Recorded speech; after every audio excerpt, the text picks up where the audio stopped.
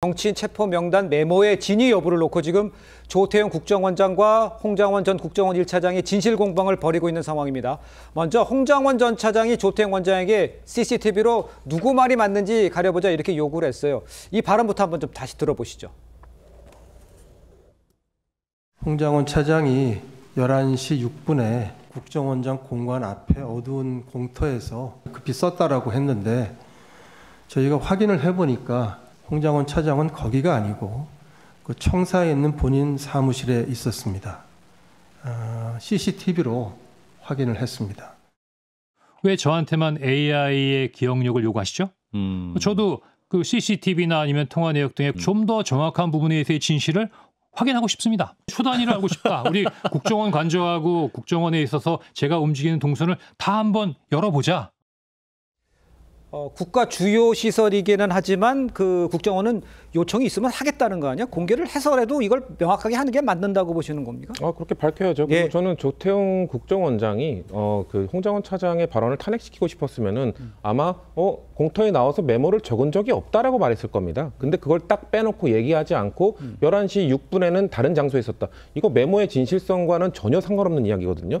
홍장원 차장이 11시 6분에 적었든 5분에 적었든 4분에 적었든 결국 그 메모를 공터에서 적었다는 것, 전화를 받았다는 사실, 이게 가장 중요한 겁니다. 근데 조태용 원장은 그 진실성과 좀 동떨어진 11시 6분에는 사무실에 있다더라라는 아주 일부 부분에만 얘기하면서 홍장원 차장이 마치 거짓말을 한 것처럼 몰아갔거든요. 그렇기 때문에 전체적인 내용을 보게 되면 홍장원 차장이 한 몇 분 차이로 앞서서 나와서 전화를 받았고 메모를 한 CCTV가 있으면은 이건 아무 문제 없이 받아들여질 거라고 보고 있고요. 자꾸 이렇게 홍장원 차장을 공격하는 이유가 뭐겠습니까? 사실 그 메모에 적혀 있는 14명, 뭐 16명 그 메모의 명단은 사실 국정원뿐만 아니라 방첩사, 예하 그 연관급 장교들도 다 받아 적었고 경찰청에서도 다 받아 적었습니다. 세 기관, 대한민국의 중요 세 기관이 다 그 명단에 대해서 받아 적었음에도 불구하고 자꾸 홍장원 차장만 공격하는 이유는 다른 기관과 달리 홍장원 차장은 대통령으로부터 직접 전화를 받았기 때문이죠. 대통령이 직접 전화해서 자 방첩사랑 전화해서 지원해줘, 싹 다 잡아들여. 이 전화 한 통 때문에 지금 홍장원 차장의 발언을 저는 탄핵하려고 지금 하고 있는 거라고 보는데,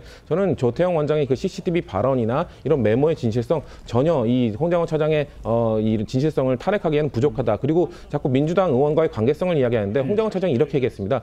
내가 박선원 의원과만 문자를 주고받았을까요? 라고 얘기했거든요. 그런 말은 국민의힘 의원들도 여러 명과 그 소통을 했다는 걸 얘기한 거고 조태용 국정원장도 계엄 당일 그 다음 날 국민의힘 의원들과 소통했던 거, 전화했던 거 다 드러났습니다. 그거는 회유 아니고 뭐 내통 아닌가요? 그렇게 치면은 다 똑같은 상황인데 홍장원 차장만 탄핵하기 위해서 음모론식으로 몰아가는 거는 매우 부적절하다고 생각합니다. 그 김기웅 대변인께서 답을 주셔야 될 것 같은데 지금 말씀하시는 것 중에서 핵심은 공격이라는 얘기까지 했는데 지금 내용은 지금 홍장원 1차장이 메모로 남긴 것들이 오염돼 있을 가능성이 많고 그 시간과 이런 것들이 안 맞고 있는 게 때문에 오염될 수 있다. 이 얘기를 하시려는 거 아닌가요? 아니 뭐 일반 국민들이 볼 때도 그렇고 이분이 다른 데도 아니고요. 정보기관의 넘버 2였습니다. 그렇죠. 그렇다면 본인이 적은 거를 왜 구겨서 버리죠? 나중에 당연히 진실 공방이 있을 수밖에 없지 않습니까? 그렇다면 원본을 폐기해야 될 이유가 있는 겁니다. 원본이 있으면 안 되는 거거든요.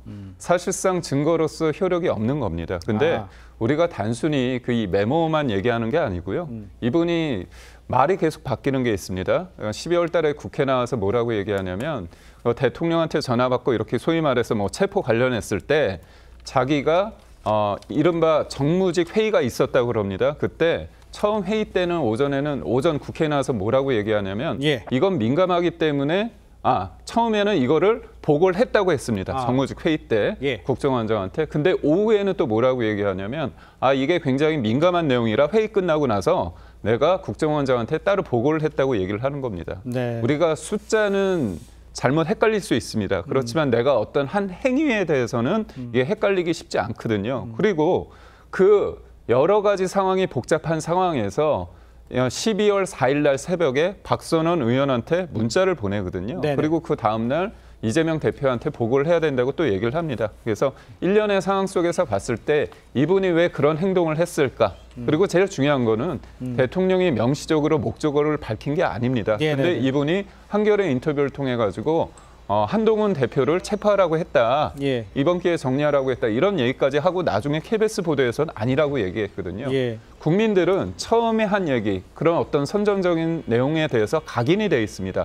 그렇기 때문에 이른바 살상부로 불리는 체포 명단이 사실인지 아닌지의 어떤 근거가 되는 메모가 예. 흔들리고 있거든요. 그렇기 때문에 이거는 따져봐야 됩니다. 알겠습니다. 그러니까 여인영 사령관이 홍장원 차장에게 전화를 해서 위치 확인을 해달라고 한 것에 대해서 인정을 한 부분들이 있거든요. 그런데 단순히 위치 확인을 요청한 것이 체포 명단인 것인가에 대해서 굉장히 의문이 있는 것이죠.